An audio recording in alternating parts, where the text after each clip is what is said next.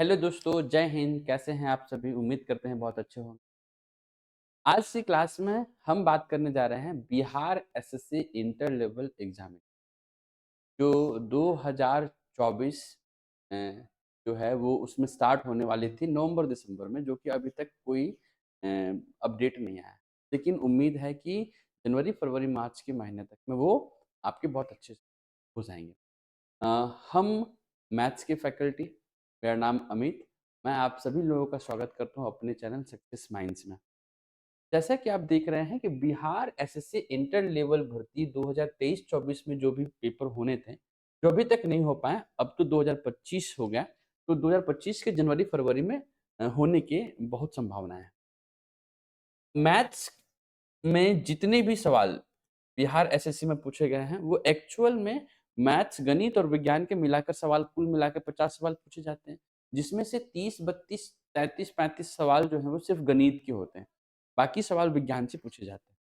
उसमें से जो भी 23-24 में जो भी पूछे जाने वाले सवाल हैं, उनका मैंने बहुत सारे क्वेश्चन्स लिए हैं एग्ज़ाम्स के और उसकी बेस्ट सॉल्यूशन के बारे में मैं कोशिश करूँगा कि आपको बता सकूँ। ठीक है मेरे भाई।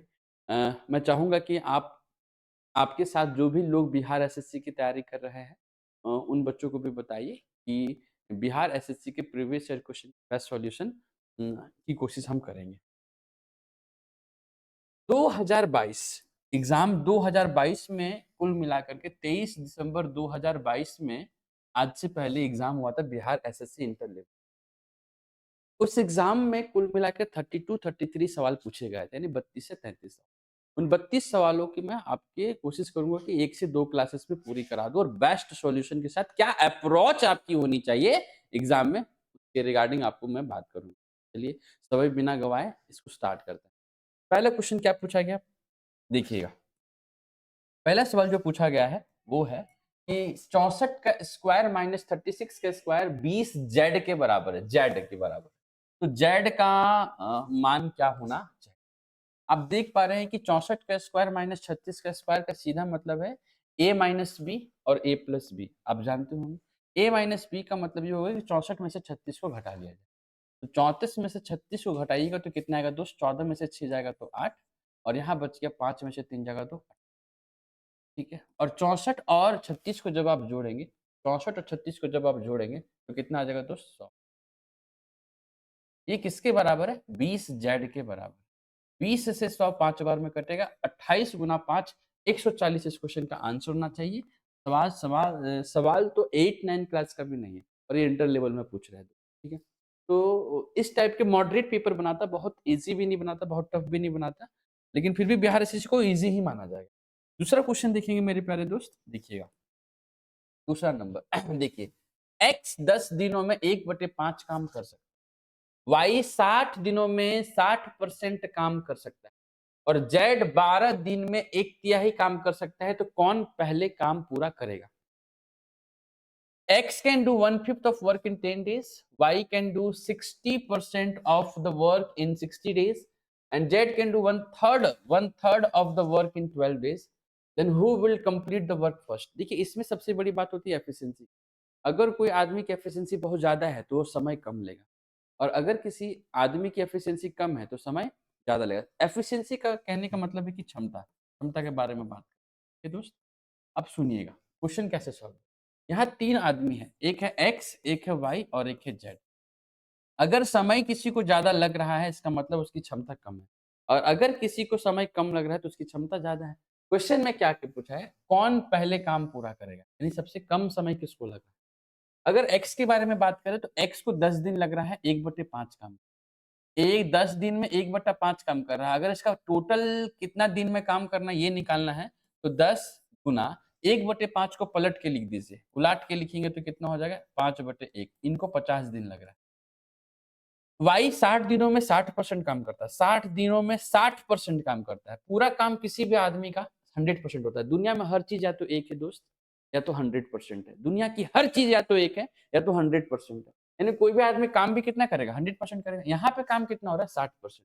60% की फ्रैक्शन वैल्यू आपको पता होनी चाहिए 3/5, 3/5 ये बात आपको पता होनी चाहिए। तो 60 का अगर 3/5 है तो 3/5 को उलट देंगे तो कितना लिखेंगे 5/3। 3 से ये 20 बार में कटेगा और 20 बचे कितना हो जाएगा 100 दिन। समझ पाए मेरे भाई?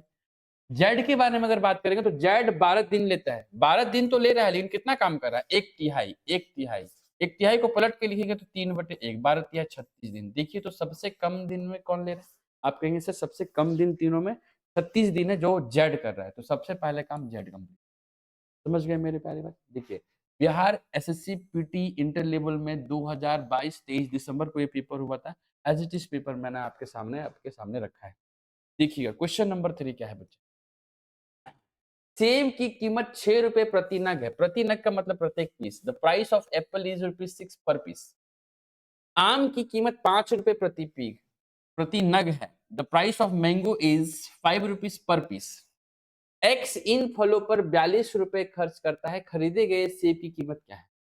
X spends ₹42 on these fruits. What is the number of Apple purchase? देखिए मेरे प्यारे बच्चे, अगर हम बात कर ले एप्पल की, एप्पल की बात करें, एप्पल की, और किसकी बात कर ले? मैंगो यानी आम की बात कर ले। तो आपसे पूछा क्या है? What is the number of Apple purchased? सेब की संख्या बताइए। यानी ऑप्शन जो दे रखा है वो सेब के लिए दे रखा है। सेब हम कितना खरीद सकते हैं? 2 पीस खरीद सकते हैं, 3 पीस खरीद सकते हैं, 4 पीस खरीद सकते हैं और 5 पीस खरीद सकते हैं। अगर हम ऑप्शन ए उठा लें, यानी सेब की कीमत अगर सेब का अगर हम नंबर ऑफ सेब यानी कै गो सेब खरीदे हैं? 2 गो सेब खरीदे हैं। तो आपको पता है कि प्रत्येक सेब का दाम कितना है दोस्त? आप कहेंगे सर प्रत्येक सेब का दाम है ₹6। अगर प्रत्येक सेब का दाम ₹6 है तो 2 सेब का दाम कितना होगा? ₹12। आपके पास कुल मिला के कितना रुपए है दोस्त? आप कहेंगे सर ₹42 है। ₹42 में से अगर आप 2 सेब यानी ₹6 करके ₹12 खर्च कर दिए, तो आपके पास कितने पैसे बचे हुए हैं? आप कहेंगे सर ₹30 बचे हुए, ₹30। ₹42 में से ₹12 खर्च कर दिया, ₹30 बचे हुए। क्या ये 30 5 के मल्टीपल में है? देखिए 5 क्योंकि मैंगो का जो दाम है वो कितना है? 5। क्योंकि भैया मैंगो तो आप या तो 1 खरीदेंगे या तो 2 खरीदेंगे या तो इंटीजर में कोई संख्या खरीदेंगे। और कोई आम ऐसा तो होगा नहीं कि आधा काट के आपको दे देगा दोस्त। तो ऐसा नहीं हो सकता। यानी 5 के पहाड़े में बची हुई संख्या। क्या 30 5 के पहाड़ा में आता है? यस। तो क्वेश्चन का आंसर 2। अगर आपको ये बात यकीन नहीं आता है तो आप करके देख लीजिए। इसके अलावा और कोई ऑप्शन नहीं होना चाहिए मेरे हिसाब से। अगर बी ऑप्शन का इस्तेमाल करते हैं, तो बी ऑप्शन में सेब कितना खरीद रहे हैं? 3। अगर 3 को 6 से गुना करेंगे तो 18 आ जाएगा और 42 में से अगर आप 18 घटाते हैं तो वो 5 का मल्टीपल नहीं आता है। इसका मतलब ये ऑप्शन नहीं है। उसी प्रकार सी में देखिए 4। अगर ए 4 गो सेब खरीदते हैं और एक सेब का दाम ₹6 है तो यानी ₹24 आपने कहा। ₹24 आपके पास कितना है? 42। जब 42 में से 24 घटाएँगे मेरे बच्चे, तो 12 में से 4 जाएगा 8, 18 बचेगा। है जी? 18 5 का मल्टीपल नहीं है। इसका मतलब ये भी ऑप्शन आंसर नहीं हो सकता है। डी ऑप्शन क्या है? 5। अगर 5 गो सेब खरीदते हैं तो एक सेब का दाम ₹6 है, 5 सेब का दाम ₹30 है। आपके पास तो ₹42 ही था। 42 में से ₹30 खर्चा कर दिया तो आपके पास ₹12 बचा। क्या ये 12 5 से कटेगा? नहीं कटेगा। इसका मतलब ये भी ऑप्शन नहीं। और अगर एक्स, वाई, जेड लेकर आप बनाते हैं, ज़िंदगी तो ऐसे ही चौपट है दोस्त। झंडू बाम है, झंडू बाम हम भी खरीद देंगे, माथे में लगाइएगा, घूमते रहिएगा। है कि नहीं दोस्त? इसीलिए आपको उस तरीके से नहीं बनाना। सवाल बस इतना ही बनाना है कि क्या वो 5 के मल्टीपल में। क्वेश्चन नंबर 4 की अपन बात कर लें, तो क्वेश्चन नंबर 4 क्या है देखिएगा। किसी संख्या के 30% अभी तुरंत बताएँ, या तो कोई संख्या 1 है, या तो वो संख्या 100% है। या तो संख्या 1 है, या तो 100% है। किसी संख्या, चाहे वो संख्या जो भी हो, पहले से कितना रहा होगा? 100%। उस 100% का 30% निकाला जाए। कोई भी संख्या, कोई भी परसेंट अगर आप 100 में निकालते तो वो उतना ही होता है। 100 का 10% 10, 100 का 12% 12, 100 का 20% 20, 100 का 30% 30। यानी 100 का 30% यानी 30%। में किसको जोड़ दिया जाए? 49 को जोड़ दिया जाए तो वो संख्या वापस मिल जाता है। वापस कितना था? तो आप कहेंगे 100%। भैया इस 30% को इधर ले जाएँगे, माइनस करेंगे तो आ जाएगा 70%। और इस साइड में क्या बचेगा दोस्त? आप कहेंगे 49। तो आपसे सवाल में पूछा है वो संख्या बताइए। संख्या तो पहले से 100% है। तो 100% की वैल्यू कितनी होगी? आप कहेंगे सर यहाँ परसेंट से परसेंट कट गया। परसेंट से परसेंट का हैप्पी बर्थडे। अगर आप देखेंगे ध्यान से तो 70 में से 1 ज़ीरो 1 ज़ीरो गायब, 7 से 49 7 बार में गायब। ये 10 जाके 7 से में चिपक जाएगा और क्वेश्चन का आंसर हो जाएगा 7। समझ पाए मित्र? इस टाइप से सवाल को बनाना है। अब आप बच्चों की तरह लिख-लिख के करेंगे, पेज भरेंगे तो आपके क्वेश्चन पेपर नहीं होंगे। ठीक है मेरे भाई? चलिए देखिएगा ये सवाल। इस सवाल की अपन बात कर ले तो क्या सवाल है?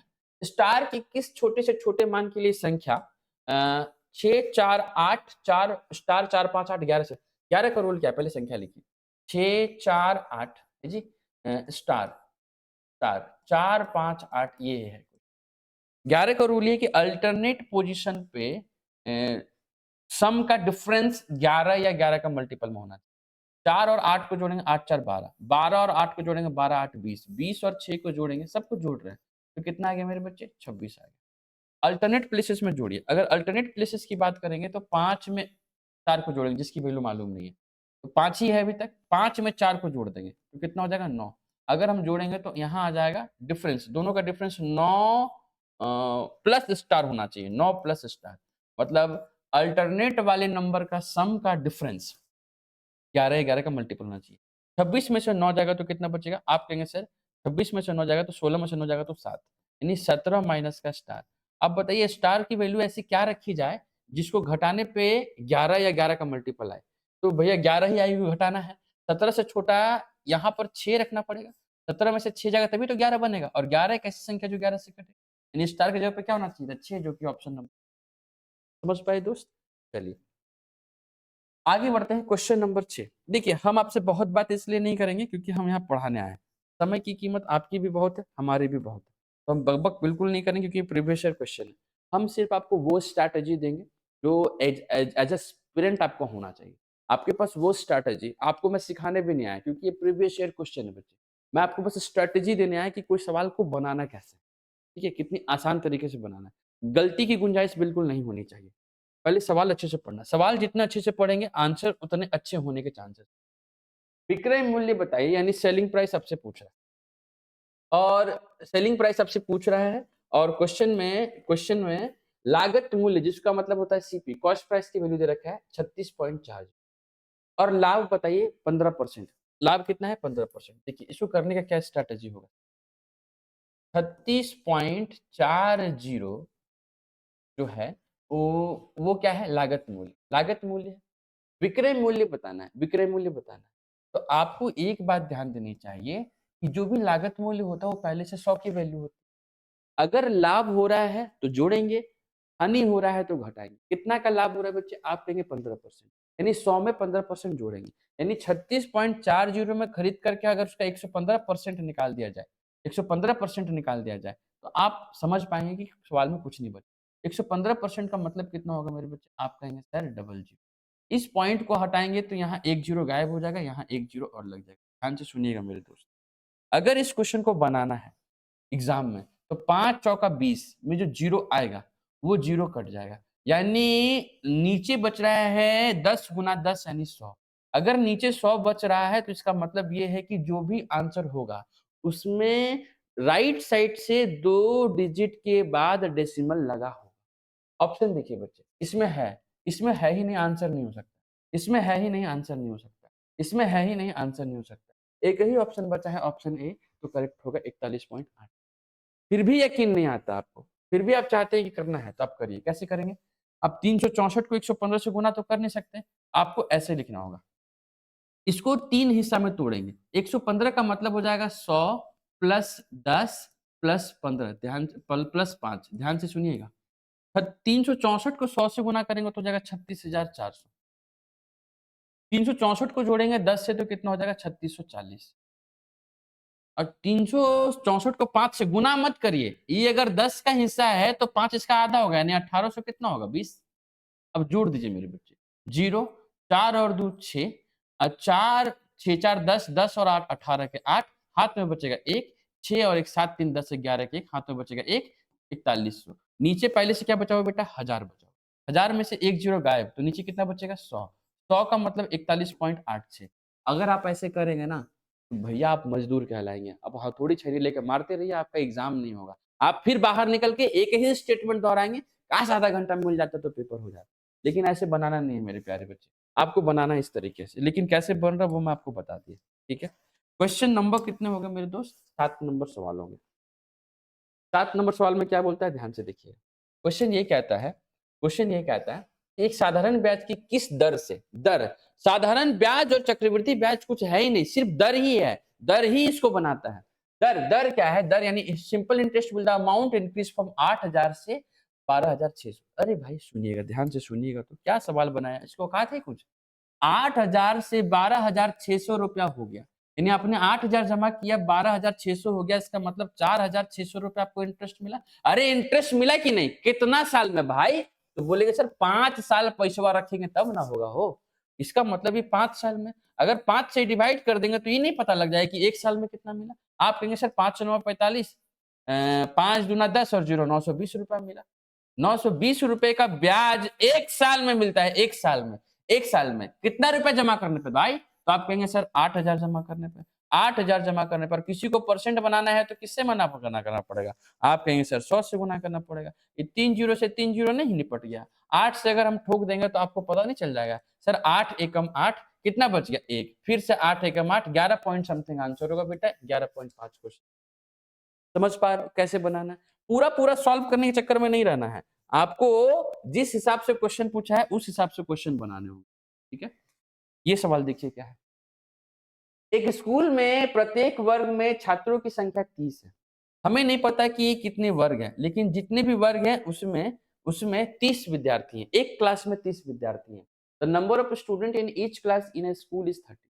After the recruitment of new students, 4 more new classes are created. Okay. Now the total number of classes is 15 and there are 25 students in each. How many new students were admitted to the school? नए छात्रों की भर्ती के पश्चात 4 नए वर्ग और तैयार हो जाते हैं।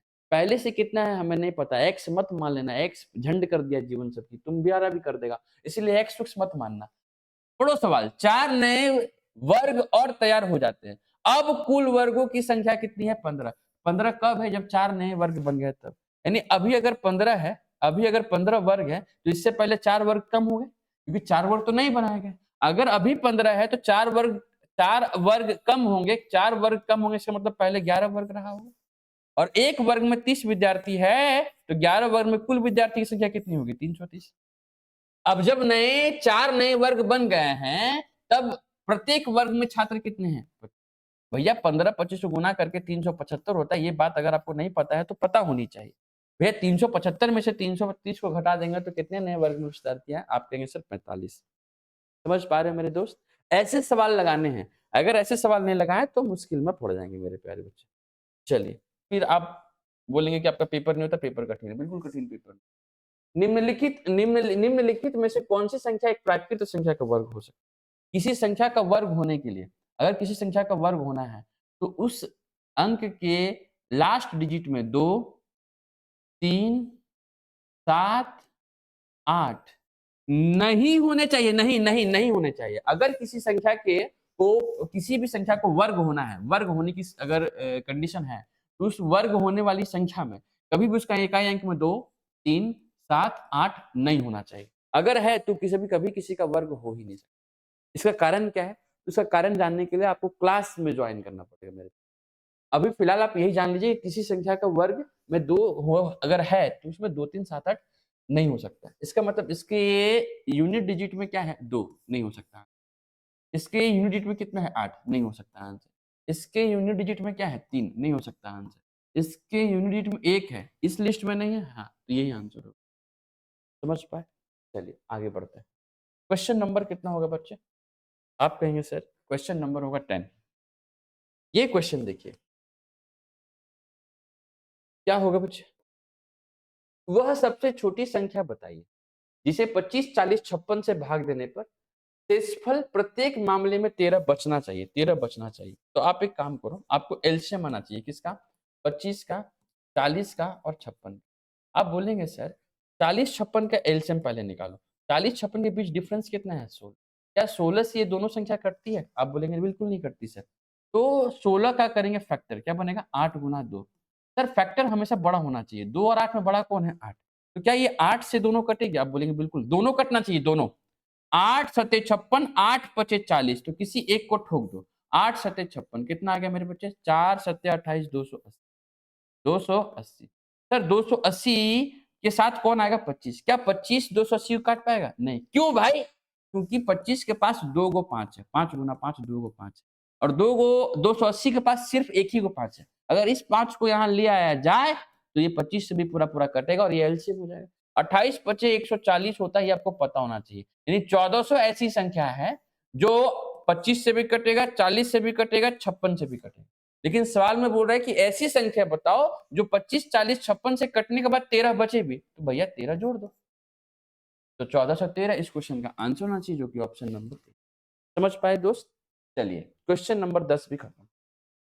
अपन बात करते हैं किसकी? क्वेश्चन नंबर, बिल्कुल बात नहीं करेंगे। बात करना हो तो मैं ये कहूंगा कि अगर आपको अगर सेशन पसंद आ रहा है, मेरे बताने का तरीका आपको पसंद आ रहा है, अगर आप चाहते हैं कि और लोग भी आपके बिहार एसएससी में सेलेक्ट हो आपके साथ, आपके मित्र दोस्त, तो जरूर से जरूर लोगों को बताइए, है ना।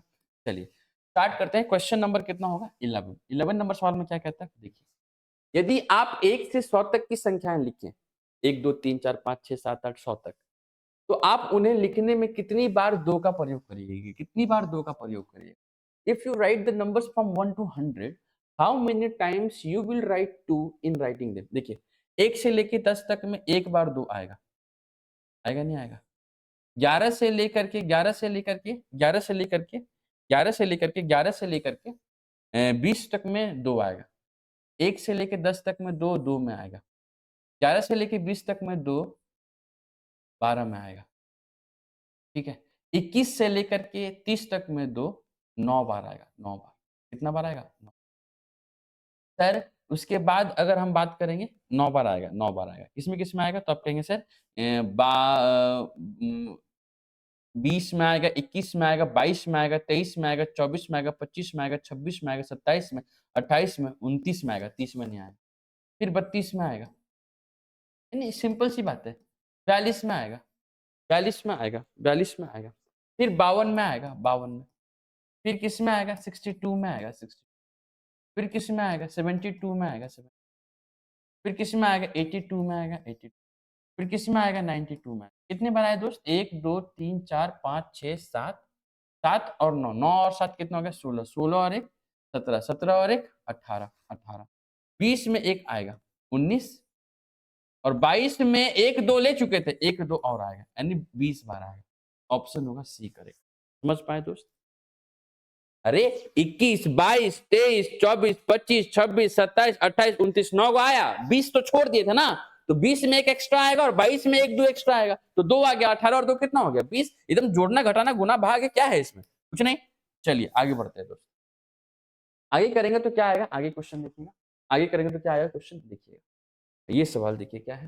दो संख्याओं का अंतर 840 है।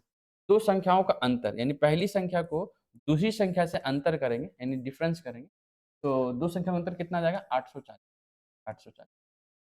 यदि एक संख्या का 5% दूसरी संख्या के 15% है, तो दोनों संख्याएं ज्ञात करें। अरे भाई देखिए तो जरा ध्यान से। एक संख्या का 5%, परसेंट इसमें भी है और परसेंट इसमें भी है, तो ये परसेंट को लेना नहीं है। एक संख्या हम पहली संख्या मान लिए, दूसरी संख्या हम दूसरी संख्या मान लें। भैया क्या 5 से 15 कटेगा? कितने बार में? 3 बार में। दूसरी संख्या के साथ जो है वो पहली संख्या का रेशियो हो। बहुत अच्छा सर। और पहली संख्या के साथ जो है वो दूसरी संख्या का रेशियो होगा, ये आपको मालूम होना चाहिए। देखिए दोनों तरफ परसेंट था ना बेटा, दोनों तरफ परसेंट था, तो दोनों तरफ परसेंट का कोई रोल नहीं है। 5 से 5 एकम 5, 5 तिहाई 15। दूसरी संख्या के साथ जो 3 है वो पहली संख्या का रेशियो होगा, पहली संख्या के साथ जो 1 है वो दूसरी संख्या का रेशियो होगा, ये आपको मालूम होना। सर दोनों का डिफरेंस कितना है? आप कहेंगे सर दोनों का डिफरेंस है 3 और 1 का डिफरेंस 2। यही 2 का वैल्यू क्वेश्चन में दे रखा है 840। तो अगर 2 को हम 840 से ठोक दे बच्चे, तो कितना आएगा? आप कहेंगे सर 420 आएगा, यानी 1 यूनिट की वैल्यू 420 है। तो 1 में गुणा करेंगे तो 420 आ जाएगा और 3 में गुणा करेंगे तो कितना आ जाएगा बताइए? 0 3 दूना 6, 3 चौका 1260, 1260 और 420 इस क्वेश्चन का आंसर होगा। 1260 और 420 किस ऑप्शन में है? आप कहेंगे सर ऑप्शन नंबर बी में, तो करेक्ट आंसर बी होगा। ठीक है दोस्त, चलिए आगे बढ़े। क्वेश्चन नंबर कितना होगा? 13। 13 नंबर क्वेश्चन में क्या कहता है? ध्यान से सुनिए। देखिए क्या लूल सा सवाल है। क्या इस 4 को हम 2 का स्क्वायर लिख सकते हैं? ठीक है सर। इसके पावर में कितना था? 3.5। रेशियो 2 के पावर में कितना है? 5।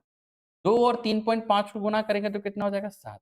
क्या इस डिवाइड को हम ऐसे लिख सकते हैं 2 के पावर में 5? बेस इक्वल है तो पावर आपस में माइनस हो जाता है, तो 7 में से 5 जाएगा तो 2 होगा, नीचे कितना बचेगा? 1। 2 का स्क्वायर 4 रेशियो 1। क्वेश्चन का आंसर ऑप्शन नंबर। बताइए बिहार एसएससी के बच्चों को ये सब सवाल पूछना चाहिए। क्या लूल पेपर सेट करता है। आगे देखिए क्वेश्चन नंबर कितना होना चाहिए 14। ये थोड़ा ठीक सवाल है, ये थोड़ा ठीक सवाल है। इसको कैसे लिखा गया हम ठीक से लिख देते हैं आपके लिए, है ना। देखिए क्या लिखा गया, 1 प्लस 1/5 गुना 4, ये 4 और 5 दोनों गुना है नीचे, प्लस 1/5 गुना 4 का स्क्वायर, ये भी नीचे है, प्लस 1/5 गुना 4 का क्यूब, ये भी है नीचे। मेरे दोस्तों एक बात बताइएगा आप बेटा, क्या करेंगे, सॉल्व करेंगे। 1 प्लस 1/5 देखिए सब में है, 1/5 कॉमन ले लीजिए, तो अब क्या बचेगा यहाँ 1/4 प्लस यहाँ 1/4 का स्क्वायर 16 होता है, ये पता होना चाहिए। 1/4 का क्यूब 64 होता है, ये बात आपको पता। अब यहाँ से हम ले लेंगे एलसीएम। अगर एलसीएम लेंगे तो 1 प्लस 1/5 होगा। एलसीएम में क्या आ जाएगा? आप कहेंगे सर 64। सर यहाँ क्या बचेगा? 4 एकम 4, 4 16 64, 16 चौका 64 और 64 एकम 64। तो 16 और 4 20, 20 और 1 21। यानी आप देखेंगे 1 प्लस 16 4 20 और 1 21, 21 का गुणा 1 से करेंगे तो 21 ही होगा। और 5 गुना 64 से करेंगे तो 60 पचे 300 और 5 चौका 20, 320 होगा, 320। इसका मतलब नीचे जो भी होगा उसका क्वेश्चन का आंसर 320 होना चाहिए। 320 यहाँ नहीं है, नहीं होगा। 320 यहाँ नहीं है, नहीं होगा। 320 यहाँ है, हो सकता है, यहाँ भी नहीं है। एक ही ऑप्शन आंसर। फिर भी सॉल्व करना चाहते हैं तो 320 से कम 320 में 21 जोड़ देंगे, 341/20 क्वेश्चन। समझ रहे हैं दोस्त? ठीक है। ऐसी स्ट्रेटेजी से आपको चीजें सॉल्व करनी है, आना ही चाहिए आपको, ठीक है। क्वेश्चन नंबर 15 क्या है बच्चे? ध्यान से देखिए सवाल में क्या लिखा है। यदि दो संख्याओं का योग 36 है, हमको नहीं पता वो संख्या क्या है, तो हम पहली संख्या मान लेंगे और दूसरी संख्या मान लेंगे। इन दोनों का योग कितना है? 36। उनका गुणन यानी पहली संख्या का मल्टीप्लाई दूसरी संख्या से करने पे कितना आएगा बेटा? 315। 315 बहुत अच्छा।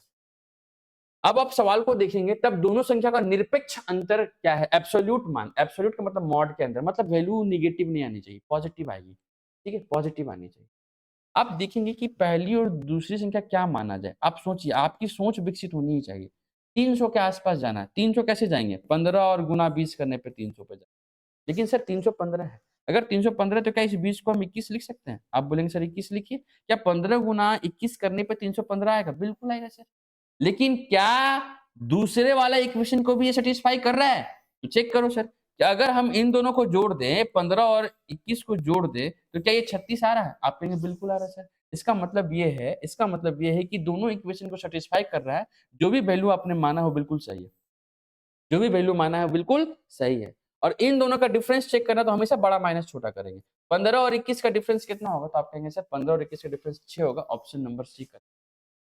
समझ पा रहे हो दोस्त? आपको पढ़ना ऐसे ही है, और नहीं तो फिर आप x प्लस वाई और एक्स वाई मान के बनाओ सवाल में, और कुछ नहीं करना। फिर x प्लस वाई दे रखा होगा बेटा कितना? 36, और एक्स वाई कितना दे रखा होगा? 315 है जी। और आपसे निरपेक्ष मान पूछा है, इसका मतलब x माइनस वाई का होल स्क्वायर निकाल लो।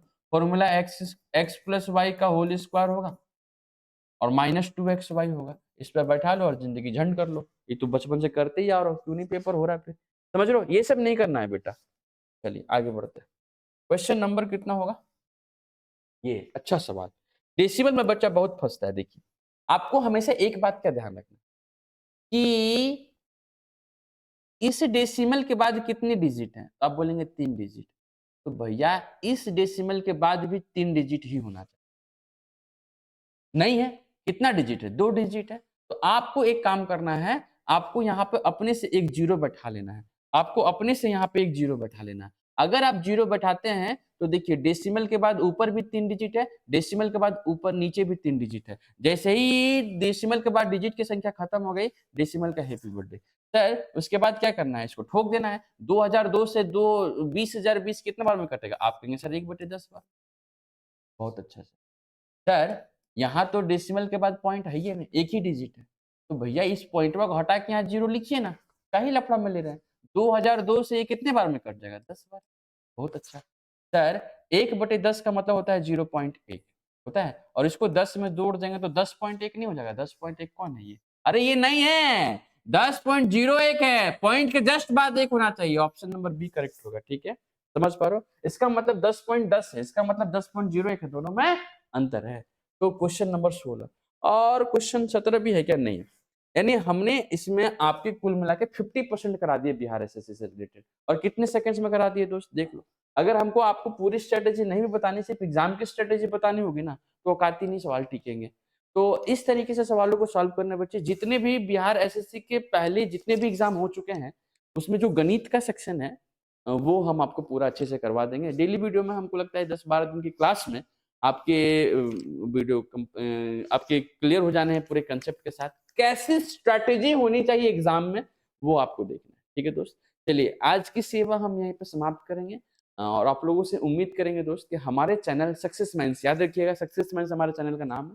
अगर आपको लाइक करना हो, तब आप लाइक करें, शेयर, सब्सक्राइब करें और अपने दोस्तों में ज़रूर बताएँ कि मैथ्स की बिहार एसएससी और रिलेटेड जितने भी एनटीपीसी हैं और जितने भी प्रीवियस ईयर क्वेश्चंस जितने भी एग्ज़ाम्स के होंगे जो जनरल कॉम्पिटिशन में आ रहे होंगे, उनकी तैयारी बहुत अच्छी अप्रोच और बेस्ट स्ट्रैटेजी के साथ मैं आपको करवाने की कोशिश करूँगा और उम्मीद करता हूँ कि बहुत अच्छा लगे। थैंक यू, जय हिंद दोस्तों।